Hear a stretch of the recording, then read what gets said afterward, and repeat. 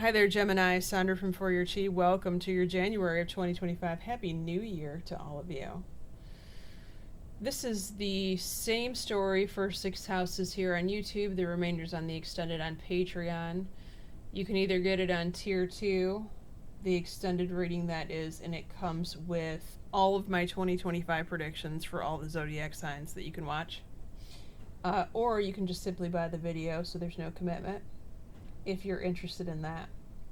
This is not going to be a boring month, Gemini, and you're like, yay. But there is going to be some issues that you're going to have to deal with. Okay, so let's get right to it. And I'll also put my booking link for those of you that want to book a session, if you're interested in that. Your first house, you need to stand up for yourself. The first couple of days, 72 hours of January, somebody could be trying to get their way on you, over you, trying to take advantage of you, or just trying to plain get you to do something that you're not going to do. And let's face it, no one's going to make a Gemini do something that they don't want to do. Am I right?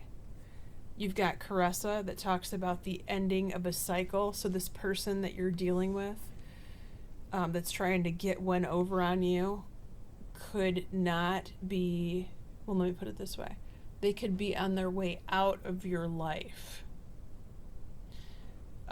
That whole thing could be coming to an end with Caressa here, okay? And I'm not saying that that's a bad thing at all. Most things are cyclical in nature, and it could be that the time is near for the ending to happen. Your second house, your money, your stuff. Ouch. I don't want to see this money card, especially in the second house, Gemini. Watch the overspending. Scale back. Keep your eye on the budget. If I were you, I would not purchase anything major if you can help it. Now, that could be, with this card in the second house, you have an extra expense, unexpected, come up. That could be a thing. Hopefully you have a little say, but this looks like it's going to be more. If that's the case, it's going to be more than you had anticipated, a rainy day slush fund. They want you to have patience with this. So again, if you could hold off on the major purchase, any major purchase, I would wait. It just looks better to wait.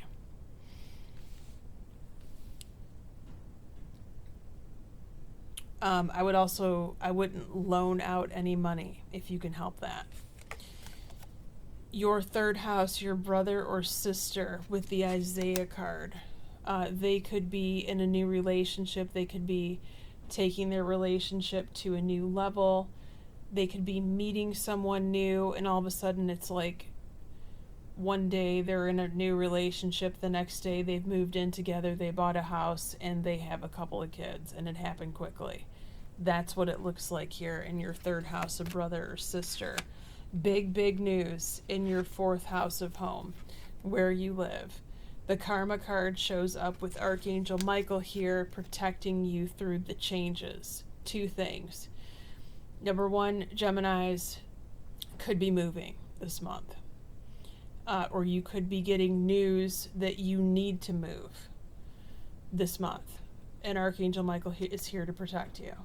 The other possibility is you could have a father or a father figure that goes through a major event in January, and he is being protected here by the heavy-duty Archangel Michael protector. So I like that very much, okay?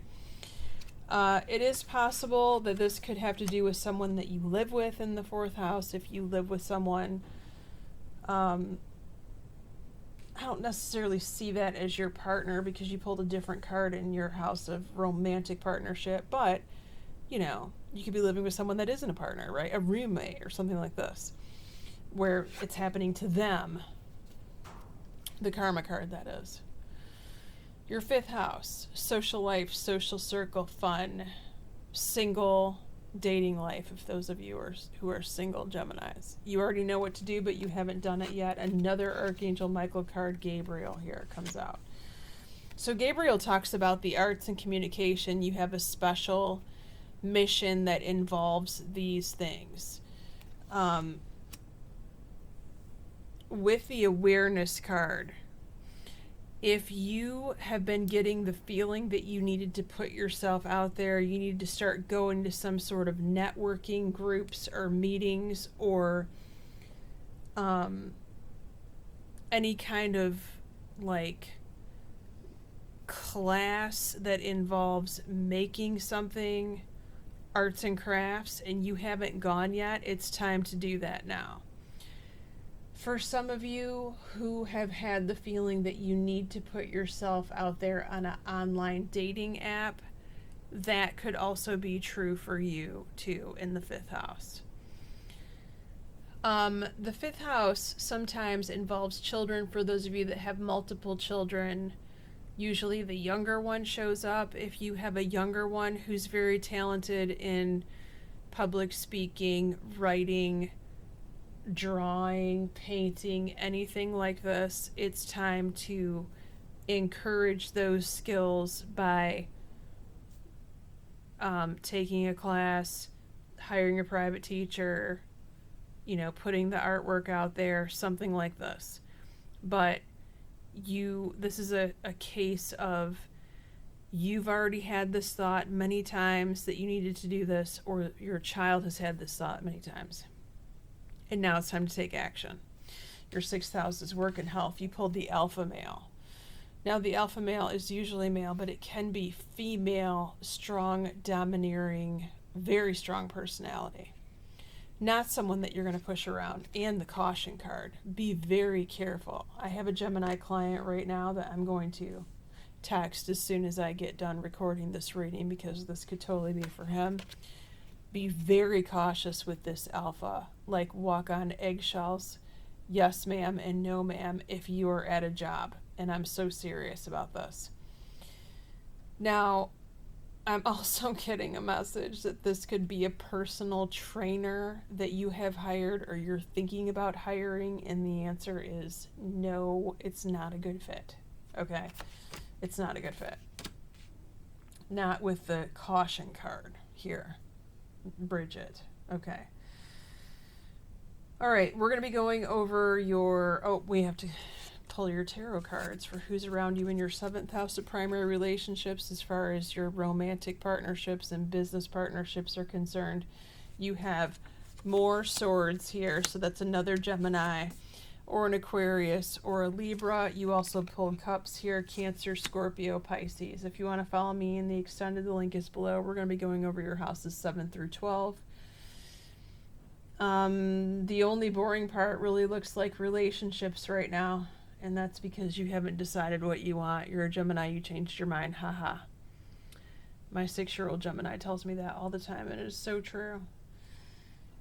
Looks like you need to figure out what you want, and then you can go for it. Or it'll come to you. But anyway, we're going to be going over your 7th house of primary relationships, including business partnerships and romantic partnerships. Your 8th house of taxes, contracts, legal matters, the source of your significant other's income, if that applies. Your school and travel, your career or your mother, your child or your best friend, and what's about to happen 3 months from now in the month of April. Many blessings to you, Gemini. Take care.